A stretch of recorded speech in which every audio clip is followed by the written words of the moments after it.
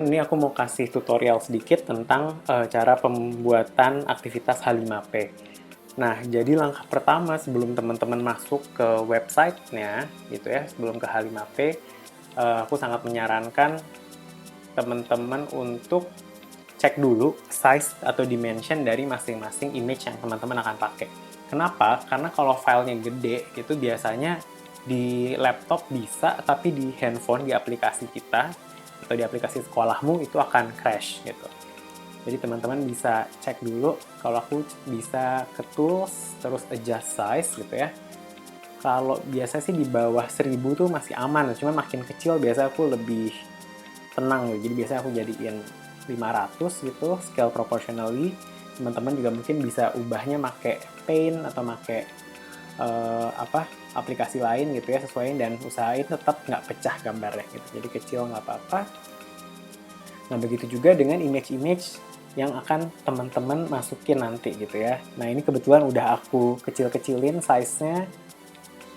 Tadi ya ini sekarang udah 100 kali 118 gitu. Sebelumnya itu masih 1000 atau 2000 kali 700 kali 800, dan ini tadi aku cek di aplikasi bermasalah gitu. Jadi makanya aku kecilin semua, terus aku coba bikin tutorial ini. Oke. Nah, jadi yang pertama kita buka h5p.com gitu ya. Ini kebetulan karena aku baru logout, jadi udah ada sekolahmu.h5p.com gitu. Terus kita masukin akun kita yang teman-teman udah dapat, misalnya yang premiumnya. Oke, kita masuk. Nah, kita mau bikin, teman-teman bisa pencet add content ini dan disesuaikan dengan kebutuhan teman-teman maunya apa gitu ya. Ada drag and drop, find the hotspot, atau memory game, true false gitu ya, ada accordion, ada arithmetic, chart, dan sebagainya gitu. Cuman karena kebetulan tadi aku sudah bikin, tapi tadi aku hapusin lagi ya supaya teman-teman bisa lihat caranya. Kita bisa klik yang udah kita save ini menjadi dalam tas sekolahku. Gitu. Oke, ini yang kosong ya. Kita mulai dari edit. Nah, tadi kalau kita pilih drag and drop, tampilan awalnya akan seperti ini. Ada step 1, setting, ada step 2, task gitu. Jadi yang tetap kita akan ikuti langkah-langkahnya step 1. Kita perlu masukin background image-nya, teman-teman. Nah, jadi kita masukin dulu. Tadi yang kita udah pilih gitu ya. Aku mau masukin yang background 2, itu filenya kecil.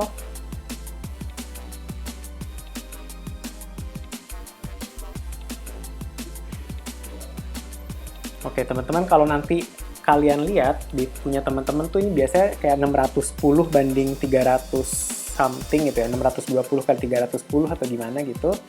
Nah, teman-teman bisa sesuaiin aja, cuman aku juga biasanya kecilin dikit gitu supaya supaya filenya juga size-nya nggak kegedean gitu ya di tampilan webnya nanti gitu. Cuman memang belum tahu akurat atau enggak sih ini akan seberapa pengaruh gitu ya. Jadi teman-teman boleh coba dulu gitu. Oke, dan juga biasanya ini teman-teman sangat sebaiknya hitung secara proporsional berapa kali berapa di file aslinya. Jadi contoh ini tadi teman-teman bisa lihat get info, lihat size-nya berapa, dimensionnya. Nah, ini kalau teman-teman nggak ubah di sini gitu, nanti dia jadi terlalu lonjong atau terlalu lebar gitu ya, nggak proporsional. Dia jadi beneran ngitung pixelnya gitu. Oke, nah step kedua, kalau udah ada gininya, udah ada background-nya, kita masukin step kedua. Nah, sebenarnya kita bisa lihat di sini instruksinya ya, kalau bingung. Jadi pertama, start by placing your drop zones. Oke, nah drop zone itu ada di sini, teman-teman bisa klik.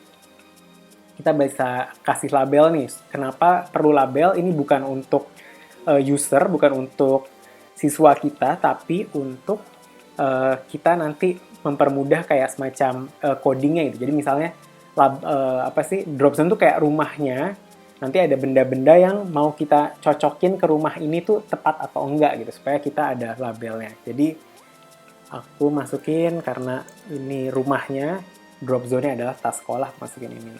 Nah, show labelnya aku nggak mau nih. Kalau misalnya ditunjukin, nanti ada tulisannya di bawahnya drop zone, cuman kayaknya nggak terlalu elok kalau menurut aku. Nah, kita lihat nih, kalau background capacity-nya 100, kalau kita nggak ilangin, nah ada kotak putihnya. Kalau aku mau bikin ini transparan, kita harus bikin dia jadi 0. Gitu ya. Nah, ini bisa dilihat teman-teman ada enable auto align tuh apa ya? Kalau anak-anak masukinnya nanti mendekati ke si drop zones ini tapi nggak tepat banget, nanti dia langsung kayak otomatis narik menyesuaikan. Tapi kalau misalnya aku di sini pengen ngebiarin anak-anak berkreasi gitu ya, naruhnya boleh terserah mereka, aku nggak klik enable atau align gitu ya. Nah, terus di drop zone can only contain one element. Kalau jawabannya biasanya cuman tepat satu drop zone untuk satu benda, satu item, itu diklik, sebaiknya diklik aja teman-teman. Tapi kalau ini aku pengen anak-anak bisa bebas, boleh coba-coba salah-salah gitu. Jadi dua-duanya nggak aku cek. Oke. Nah, aku pengen drop zone-nya satu aja, tapi dia ukurannya menyesuaikan seukuran si tas ini. Gitu. Nah, kalau teman-teman nanti punya drop zones-nya agak banyak, bisa juga nggak masalah, bisa add drop zones-nya beberapa. Gitu, tinggal tambahin lagi, gitu. Nanti dia keluar lagi. Drop zone 2, gitu misalnya. Jadi misalnya teman-teman mau naruh juga nih, ada yang harus ditaruh di sini gitu. Tapi kalau perlu aja. Kali ini kebetulan enggak, jadi aku delete ya. Baik, selanjutnya kita lihat tahap berikutnya, dia nyaranin next, place your dropable elements and check off the appropriate drop zones. Oke, berarti kita masukin langkah berikutnya, klik yang ini, image, gitu ya. Teks tadi juga bisa, tapi karena kita mau mainannya image, jadi masukin di sini. Oke, kita mulai masukin barang-barang yang kita mau jadiin item yang bisa di drag and drop-nya gitu. Nah, alternatif teksnya ini juga untuk mempermudah kita, bukan untuk ditunjukin ke peserta sebenarnya, atau ke user kita. Jadi kita bisa masukin sesuai yang kita mau aja. Nah, select drop zones ini bukan untuk benar salahnya teman-teman, tapi kayak dia tuh bisa dimasukin kemana aja gitu drop zones-nya. Jadi teman-teman saranku sih bikin select all aja gitu, supaya kalau misalnya nanti ada beberapa pilihan, anak tuh bisa mikir juga gitu, bisa masukin ke kotak A, ke kotak B, atau ke kotak C. Kalau enggak soalnya langsung obvious banget gitu, nanti kalau dia klik item 1 gitu, nanti langsung kelihatan tuh cuman bisa di drag-nya ke kotak B gitu misalnya. Jadi nggak seru kan mainnya. Gitu. Terus background capacity-nya kita nolin juga. Oke, ini udah ada di sini. Size-nya bisa kita sesuaiin aja kalau kegedean. Tuh ya, ini drop zones-nya tadi aku geser dikit supaya tadi soalnya dia biasanya ngeluarin itemnya ada di tengah nih gitu. Jadi supaya bisa nanti nggak bolak-balik. Oke, kita masukin image kedua. Bisa aku masukin celana panjang, mungkin nggak usah kali ya. Crayon.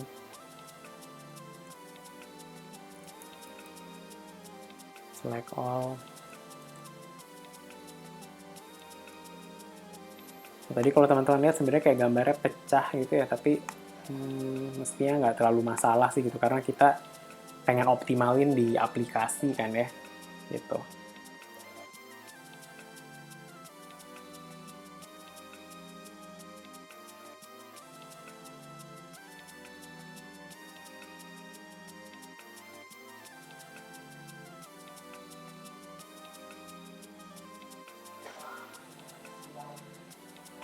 Oke teman-teman, nah sekarang kita udah masukin benda-bendanya di sini, gitu ya. Ada satu drop zone gitu istilahnya. Nah nah ini penting nih, suka kelewatan. Edit your drop zones again and check off the correct answers. Nah kalau misalnya kita nggak tentuin jawabannya tadi, ini tuh cuman kayak ya udah semua bisa di drag ke sini, tapi ya udah gitu, nggak ada benar salahnya. Kalau teman-teman mau kasih benar salah harus ke sini. Boleh edit lagi. Nah, terus kita pilih yang correct elemennya yang mana aja. Tadi tentang tas sekolah, berarti menurutku yang bisa masuk adalah si buku, crayon, gelas nggak usah, beker nggak usah, sikat gigi tadi nggak usah. gitu. Nah, tadi makanya pentingnya kita masukin elementsnya atau labelnya di sini. Ini buat kita aja sebenarnya untuk bisa identifikasi gitu ya. Sandal nggak perlu, botol. Berarti ada 5 jawaban gitu ya yang mestinya masuk. Background capacity-nya 0. Itu semua oke. Nah, udah. Nah, terus kalau teman-teman udah, bisa masuk ke overall feedback gitu.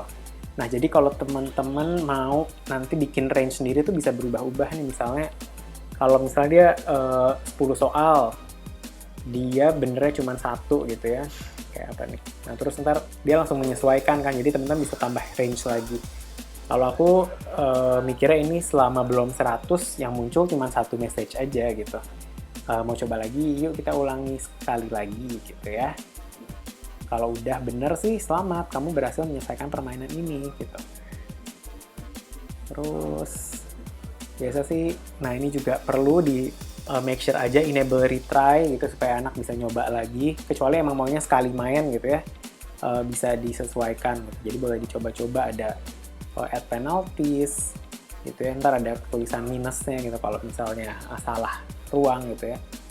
Terus core explanation tuh juga bisa gitu, kayak kenapa salah gitu ya, enable full screen dan sebagainya.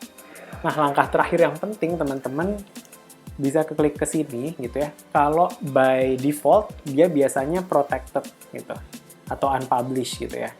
Nah, jadi teman-teman pastiin klik dulu ke public gitu.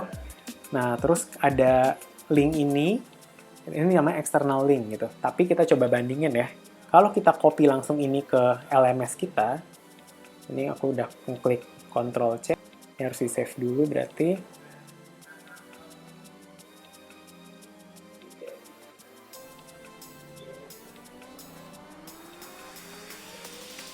Mau coba tunjukin tadi publish, Ctrl C gitu ya. Terus aku paste di sini.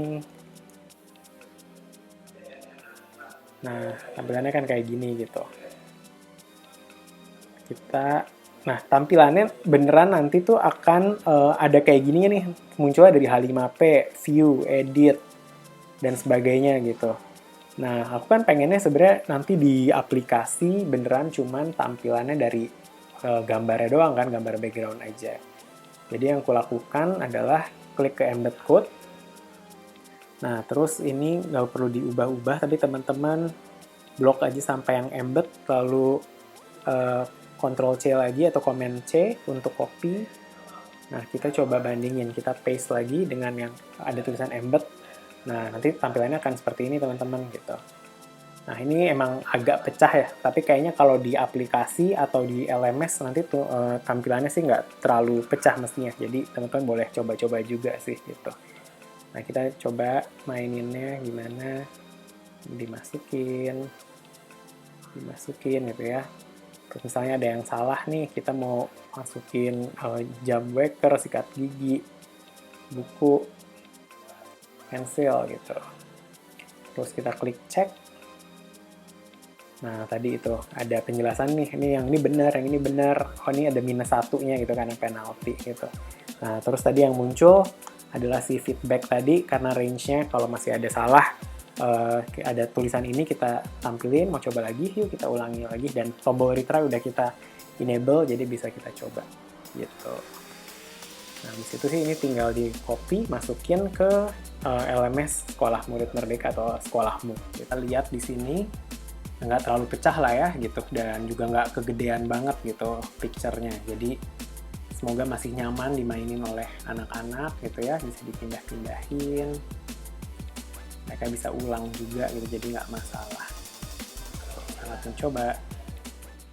Oke teman-teman, ini tambahan tampilan di aplikasi Sekolahmu gitu. Nah, kita klik buka.